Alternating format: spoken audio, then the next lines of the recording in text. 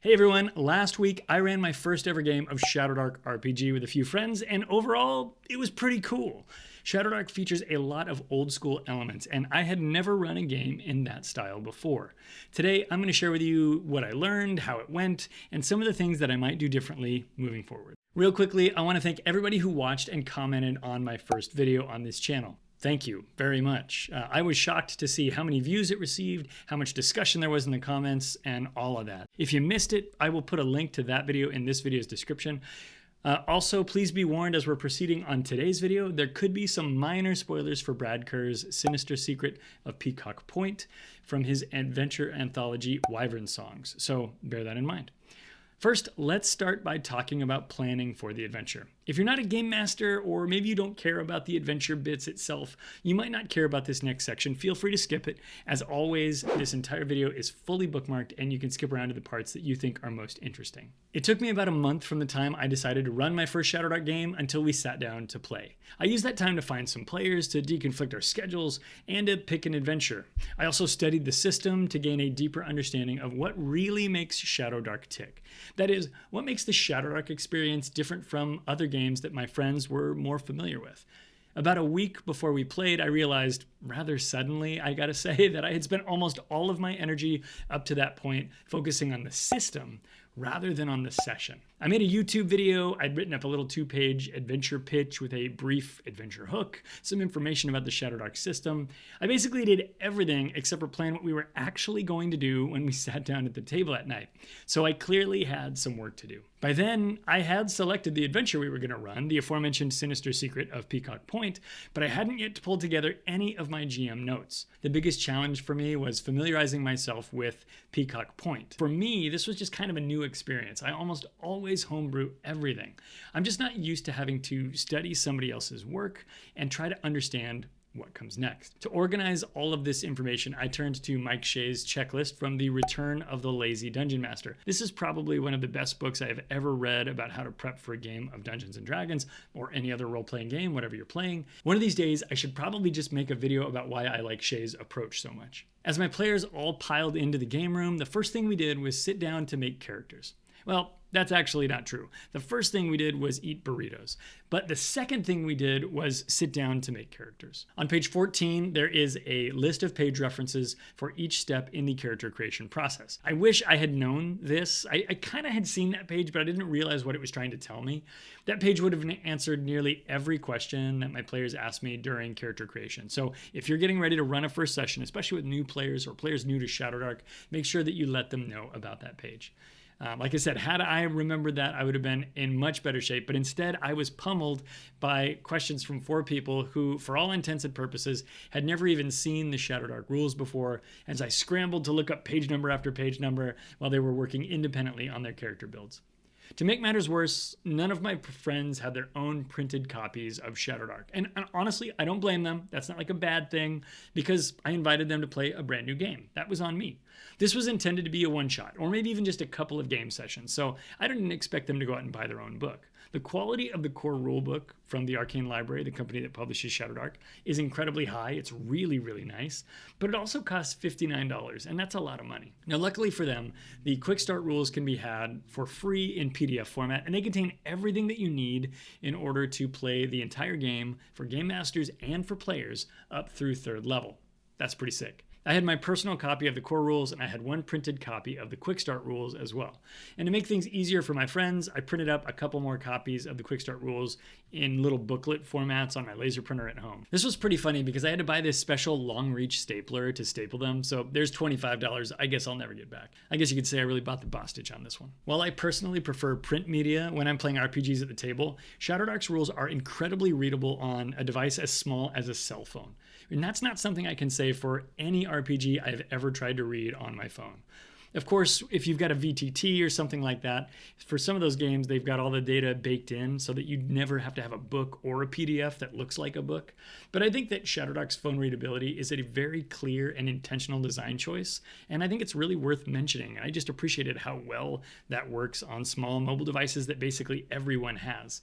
This is really cool, in particular if you live outside the US, where access to print media is really tough to come by, because you can grab the PDFs and still read the book really easily on a device that you probably already own. Let's talk about actually rolling characters.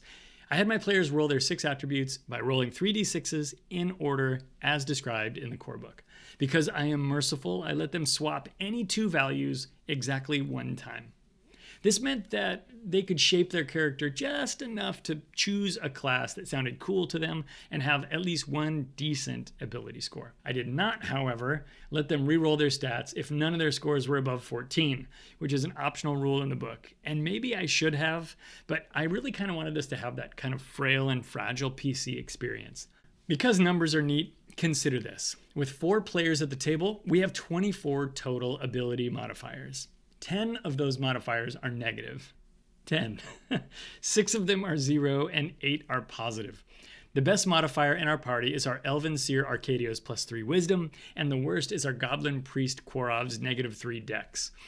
If we add all of the modifiers from all of the characters together, the party has a sum total of a -1 modifier to all attributes. And the entire party has just 9 hit points. So yeah, maybe I should have let them reroll. Are we the baddies? The low ability scores and hit points certainly didn't detract from the fun of our game, though. They made the players really consider their actions, especially when combat or other violent tomfoolery was on the table. I would say that making Shadowdark characters is pretty easy, and the character sheet is delightfully simple. Rolling up our PCs took us probably about an hour, mostly because we were joking around, checking out the game system, lamenting our poor die rolls, and having a blast doing it. Making Shadowdark characters probably deserves a video entirely on its own, but I have to imagine that there are hundreds of videos on that topic already. Let me know if you think we should add another one to the pile. Now, to kick off our adventure, I started us off in the woods. The party had been hired by an old, frail conjurer named Redley Higgs, who had been robbed by a band of thieves in the forest east of Oldwind Town. The old man had asked the much younger adventurers to retrieve his music box, a cherished family heirloom stolen by the highway bandits. And after a few days of searching, the party had had no luck locating the wizard's music box. So they decided to return home to Oldwind Town empty-handed. As they rounded a bend about a mile or so from town, they spotted a goblin and a bugbear in the road arguing about which one of them was left in charge by the boss. One thing led to another, and a fight broke out. This was a very traditional Dungeons & Dragons 5th edition style combat encounter. I put some monsters on the road and they ran into them. But that was kind of by design. I wanted to let the players shake down their new characters and get comfortable with things like their attack rolls, maybe try a couple other things, while they still had a distinct numbers advantage against the monsters. But I did design the encounter to be scalable. If the bugbear and the goblin just got insta-smoked by the party, I had planned to have 2 more goblins engage them from the tree line with short bows. I did not wind up needing to do this because the wizard failed a spell attack. The priest got hit for half their hit points, 2 of their 4 hit points by the bugbear's very first attack. And then, of course, mercifully, the goblin missed with his short bow. Now, I had de-leveled the bugbear down from level 3 to level 2. I did this by reducing his AC from 13 to 11. By default, I should say, the bugbear has leather armor and a shield, and I just took his shield away. I also dropped his hit points from 14 down to 9. In Shadowdark, monsters have a hit die of a d8, and they get 1 per level. The expected value, that is the average of all possible results when you roll a d8, is 4.5, and so a level 2 monster would have 4.5 hit points times 2, so 9 hit points. I also reduced his attack bonus from 3 to 2, which I kind of just did as a swag at the table. There is some guidance on page 193 of the Shadowdark RPG book that says a monster's attack bonus should rarely exceed its level, so I guess I just kind of lucked out and made his attack bonus a 2 when he was level 2. Following the wizard's failed spell and the bugbear hitting our priest, our holy warrior decided to retreat to safety. Soon after, the thief and the seer killed the bugbear, leaving the goblin alone to face a party of 4 adventurers. When a group of monsters is reduced to half their number, they have to roll a morale check. Monsters don't want to die, just like player characters. So when things start looking grim, they might choose to beat feet. If your encounter has only one big beefy monster in it, a morale check is rolled when it's reduced to half of its hit points. You can check this out on page 89. The goblin in the road failed his morale check and retreated into the forest, and my party just let him go. It was kind of glorious, actually. Now, they considered pursuit, of course, but they decided to accept victory without feeling like they had to go and slaughter every last enemy combatant. Another thing I really liked was the movement and the ranges in combat. Shadowdark uses abstract ranges described as close, near, and far. Close basically means anything adjacent, near means anything within about 30 feet, and far is as far as your character can see. Characters can move near, and when you see that kind of language in the book, it seems a little bit weird at first, but the flexibility of this system is pretty seamless once you put it into practice. If you and your friends would rather count squares, no one is going to come to your house and tell you you're doing it wrong. You can still do so. And when we played on some of the maps, we had squares on them, and we counted squares. It was just very natural for us to do so. So it's not the end of the world if you don't use the range rings in the same way that they would expect. In addition to the close enough nature of the range system, there are also no attacks of opportunity in Shadowdark. And this means that combat can be full of movement rather than a static, locked down slugfest. Now, of course, my players and I want to know the rules of the game, and we want to follow the rules of the game, more or less. But working with more flexible range and movement rules really let us focus on the events of the combat's narrative rather than expending all of our attention on the tactical minutia and making sure that we were executing all of the complex rules correctly. Now, don't take this comment to mean that I don't like tactical or crunchy miniatures gameplay. I do. It's actually one of the things that drew me into D&D and tabletop gaming in the first place. But as I've gotten older, my personal playstyle and my preference has shifted more towards the narrative aspects of the game and away from a focus on tactical combat. OSR systems kind of help you tell a different kind of story than I'm used to telling when I play 5th edition. Don't get me wrong, love those stories. These are just different, and I'm really excited to continue exploring them. With flexible movement, we've got opportunities for swashbuckling and combat storytelling and flair that you just might miss out on in other systems where you're using more of your brain to remember if you have to confirm that crit, or if that's a 5-foot step, or if you've been caught flat-footed, or if that's a touch AC versus a regular AC, or any of those kinds of things. Now, before anybody rushes to the comments to tell me that I'm incredibly wrong and that their group loves having narrative combat storytelling when they play Crunchmaster 2nd edition, first of all, let me save us all a little bit of time and tell you that I think that's awesome. I think that's really cool. You don't have to listen to me. I'm just some dork on the internet. And you and your friends should keep playing those games, whatever makes you the happiest. That's what this is all about. This is a leisure activity. But this is just a different way to have fun. And if you think it sounds cool, you should try it. And if you don't, then you shouldn't. And maybe you think Shadowdark sounds cool, but you still like attacks of opportunity. House rule it. Do whatever you want. Like I said before, nobody's going to come to your house and tell you you're doing it wrong. After the goblin ran off, we got to roll for treasure. Now, Shadowdark has different tables of treasure based on the monster level that you've slain. Since the bugbear was level 2, we rolled a D100 on the treasure table for a level 0 to 3 monster, which you can find on page 270 and 271. High rolls are better. That usually means better treasure, and our thief rolled really well. He rolled an 87, which resulted in him finding 2 lustrous pearls, each worth about 40 gold pieces on the bugbear. That was a big win for the party's first fight. After returning home to Oldwin Town, the mayor informed them that the lighthouse at Peacock Point had gone dark and asked the party to investigate. She offered 100 gold pieces if they could relight the beacon and find out what happened to make it go dark in the first place. And just like that, we transitioned from my little homebrew kickoff starter combat encounter and everything into our published adventure. Now, this video is not a review of Wyvern songs, but the art is fun, the writing is clear, and the book is really usable for running the adventures in it at the table. You can pick it up at DriveThruRPG in both PDF and print formats, and I think it's worth what I paid for it. The book is a 4-adventure anthology, and so far I've only run about the first half of the first adventure, but I've heard a ton of great things about The Singing Stones, which is the 3rd adventure of the 4. Hopefully my players are interested enough that maybe I get to run that for them one day. One important note, this anthology is written for the Old School Essentials game system, not for Shadowdark, which means I did have to convert a few things, but honestly, I didn't have to convert too much. As a person who's coming from modern D20 systems like 5e or Pathfinder, the stat blocks in Shadowdark looked really familiar compared to those that came in Wyvern songs. Mechanically, though, the two systems are similar enough that conversion is relatively effortless.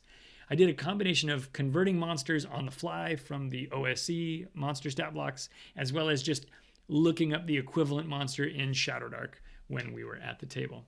Both systems use a D8 for monster hit dice, so there's no conversion for hit points that's needed. And there was no need to convert AC or monster attack bonuses either. I did have to do a little bit of research to be able to read and understand an OSE stat block, however. Peacock Point provides 2 values for armor class, one for use with THAC0 attack rolls, and another in either brackets or parentheses for a more common, a more modern ascending armor class scheme, like those found in 5th edition or in Shadowdark. One big difference is that there's a lot more treasure in OSE than in Shadowdark. Just looking at the amount of loot in Peacock Point and poking around online, it seems that OSE adventures give out about 10 times as much gold as you would expect to find in an equivalent Shadowdark adventure.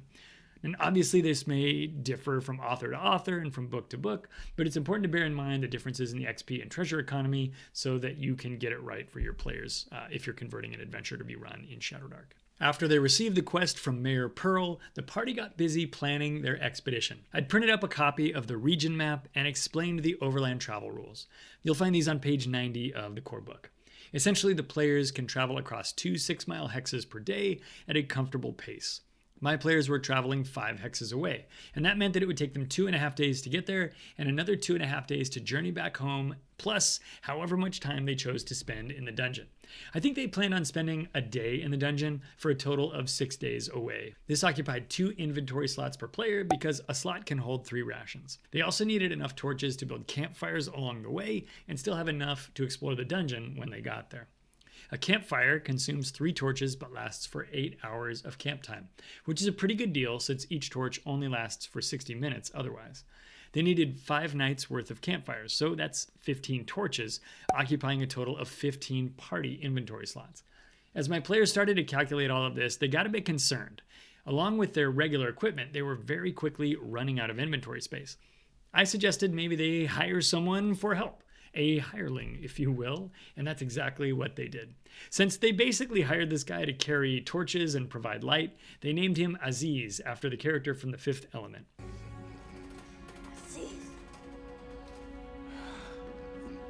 Aziz, light!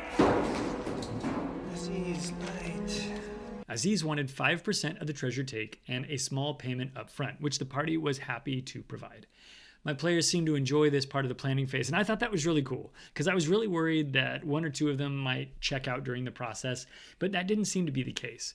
Maybe this is just the newness of expedition planning and it'll wear off after a while, but at least for now, it seemed like they enjoyed shuffling gear around between their character sheets and sorting out who would pay for what or carry this or carry that, and then picking out whatever bonus equipment they thought they might need when they got to the lighthouse. I do think if I were doing this again, I'd position Peacock Point a little bit closer to town, maybe just 2 or 3 hexes away instead of 5. Our trek of 2.5 days put a lot of strain on the inventory capacity of the party, and without the Bugbear's treasure, they might not have had enough gold to buy torches and rations and any other supplies that they needed. Having another player character would have helped as well, because it would have added more inventory slots and some more initial money to help finance the first quest. Now, once they were done with their planning, they got on the road. I decided that the forest we were traveling through was considered unsafe, as described in this section on Overland travel, and that meant that we'd be rolling for a random encounter every 3 hours. In Shadowdark, a random encounter occurs when you roll a 1 on a d6 during one of these checks. Each hex took 4 hours to walk across, and they traveled for a total of 8 hours a day. For my group, I did 3 random encounter checks during their daytime travel. If something happened during these checks, everybody was awake, and they could participate immediately in the scene that unfolded. At night, they'd establish a camp and set a watch order, and I'd roll 3 more checks to see what kind of surprises might crop up in the darkness. This wasn't exactly 1 check every 3 hours. Basically, I rolled 6 of the total of 8 checks that you'd roll in a 24-hour day, and we decided that was good enough for us. I found that setting an overnight watch order was a lot more interesting when there was an entirely random chance for something to happen than something I had prepared specifically as a dungeon master. This wasn't better or worse than having a pre-planned narrative encounter, but it just felt a little bit different. When I run a system like 5e, an overnight encounter that doesn't serve the main story just feels kind of dumb, especially if it interrupts the party's long rest and it has negative mechanical impacts but doesn't actually advance the story in a meaningful way. And you might think that an overnight encounter that was the result of a random die roll would have that same hollow or superfluous feeling, but at least in our first session, it didn't really feel that way.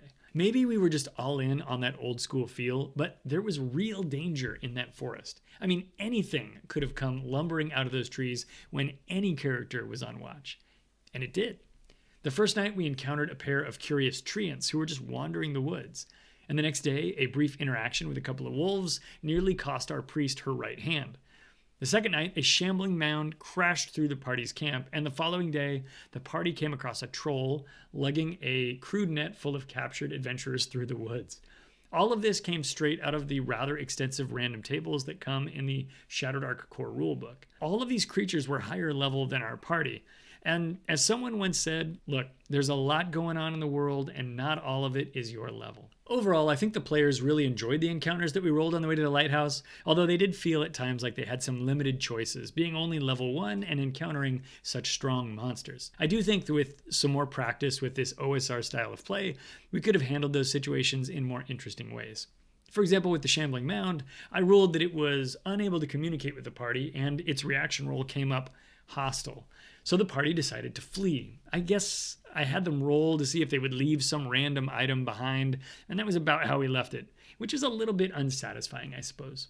With hindsight, I think I could have had the monster pursue one of the characters after the party scattered by rolling a d4 and seeing which one it chose to follow.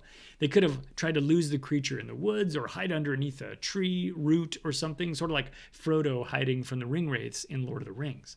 Maybe they could have used a fallen log or some other piece of the environment to try to crush the thing or distract it so they could get away. Any number of things like this could have added some more flavor to dealing with this higher level monster, but that kind of stuff can be tough to come up with on the spot, and it requires a little give and take between the game master and the players for it to feel satisfying. So again, practice makes perfect. We'll get them next time.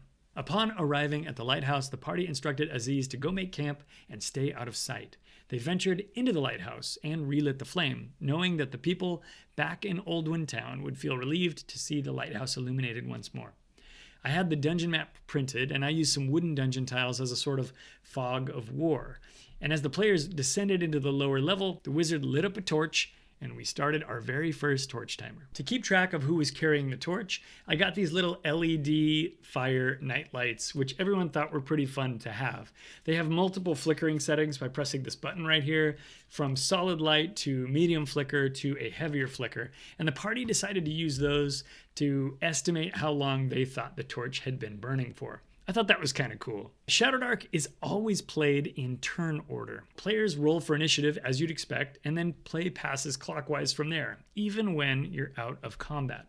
This is something I've always wanted to try ever since I read ICRPG back in 2018, and for whatever reason, I'd just never done it. It seems like a lot of Shadowdark rules throw this rule out because it's a bit too structured, especially if the group is coming with experience from other RPGs, or if the players just aren't comfortable with having the spotlight directly on them every 2 minutes or so. If your initial reaction is to ignore this rule, I would encourage you to try it first. Allegedly, Dungeons & Dragons is built around 3 pillars: exploration, combat, and role-playing. In my experience, the D&D exploration pillar tends to be the hardest one to satisfactorily incorporate. But because we stayed in rounds when exploring Peacock Point and the dungeon below, this really amplified those moments between the encounters. That's when exploration happens. The characters actually looked around and explored the spaces. It wasn't just a quick D20 roll to look for some traps, treasures, or secret doors. I asked each player moving around the table what they were doing, and they gave me answers in terms of words and description instead of the name of a skill and an integer. Of course, your mileage may vary, and maybe your group does exploration just fine in 5th edition, but for us, it was an improvement. I kept the turns moving pretty quickly, and that kept the players in the moment and engaged, and off their phones as well. I was really pleased about that because I know just how easy it is for me to be distracted by my phone when I'm a player. Our group is about halfway through the dungeon, and we're about halfway through our 4th torch. Sometimes the players forget that when they leave the light of the torch, they are in complete darkness, and I have to remind them with some narrative flair when this happens. But it hasn't gotten anybody killed yet. Sometimes my players left areas unsearched or bodies unlooted. They left secrets unfound. And I'm going to chalk that up to us all getting used to this kind of dungeon crawling. Some of it's on me for maybe not providing enough description that calls their attention or their interest to certain elements of the room. And some of it is on them for forgetting that this is a very active exploration and searching kind of game. It's a little bit different than what we're used to when we play 5th edition.